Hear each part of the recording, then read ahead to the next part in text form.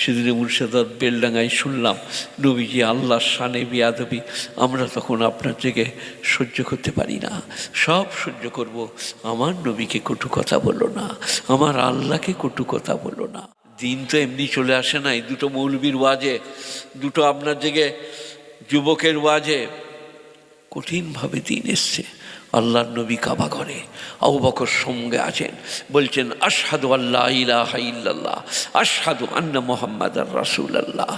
সঙ্গে সঙ্গে আবু বকরকে মার একবারই মুখের শেপ পাল্টে দিয়েছে, বেহুশ হয়ে গেছেন। আল্লাহর নবী ছিলেন ডাক্তার, হাকিম, তিনি ফিলোসফার, সাইকোলজার, প্যাথোলজার, সারা বিশ্বের সর্বকালের সর্বশ্রেষ্ঠ পণ্ডিত। তিনি বললেন আবু বকরকে ঘরে তুলে নিয়ে যাও, একটু হুঁশ হলে গরম দুধ পান করাবে, এটা ওষুধ। তারপর আবু বকরকে তুলে নিয়ে গেল। আবু বকর